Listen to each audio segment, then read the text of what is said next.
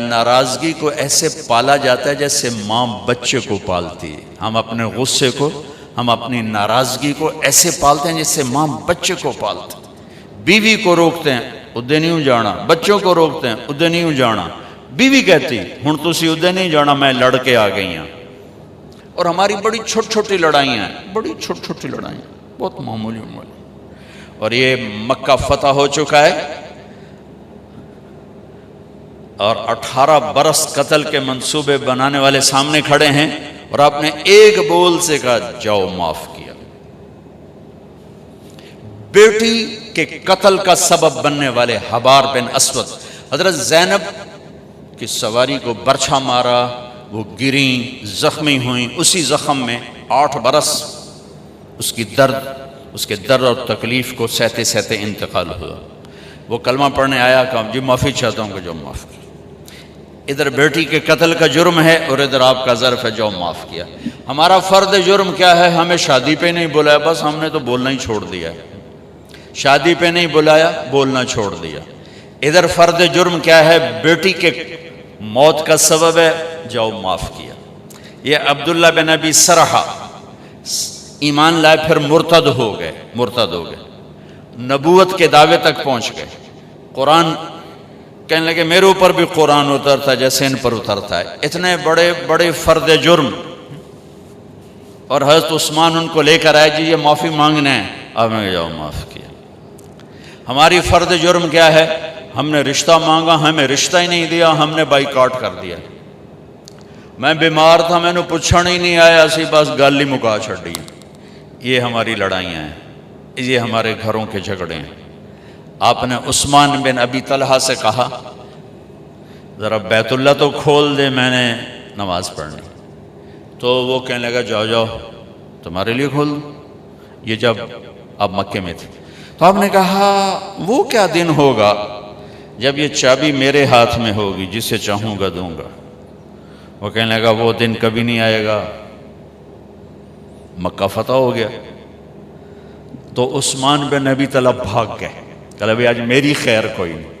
تو آپ نے حضرت علی سے فرمایا جاؤ اسے پکڑ کے لاؤ. حضرت علی رضی اللہ تعالیٰ عنہ پکڑ کے لائے، چابی بھی اور وہ بھی. اور ایسے کھڑے ہوئے، چابی آپ نے ایسے، لمبی چابی میں نے دیکھی ہوئی، لمبی چابی. تو حضرت عباس پاس کھڑے تھے، کہنے لگے یا رسول اللہ ہمارے خاندان میں پانی پلانا بھی ہے اور حاجیوں کو کھانا کھلانا بھی ہے. چابی بھی ہمیں دے دیں تو سارے حج کی عزت بنو ہاشم کے پاس آ جائے گی، یعنی آل رسول کے پاس آ جائے گی، اہل البیت کے پاس. اب یہ کوئی دنیاوی منصب نہیں تھا، دینی منصب تھا، خدمت کا تھا. تو ایک اچھی چیز تھی میرے خاندان میں آ جائے. ٹھیک ہے.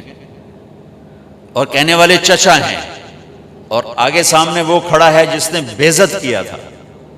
یا رسول اللہ یہ چابی ہمیں دے دیں، ہمارے خاندان میں سقایا بھی ہو گیا، حجابہ بھی ہو گیا، چابی بھی ہو گئی، تو ہمیں دے دیں.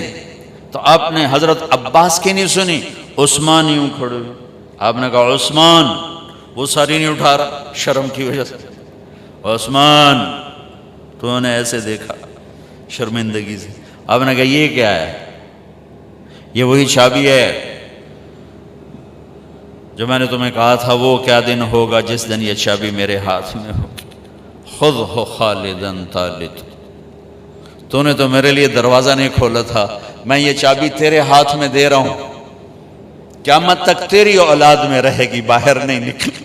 ہائے ہائے ہائے، واہ یا رسول اللہ.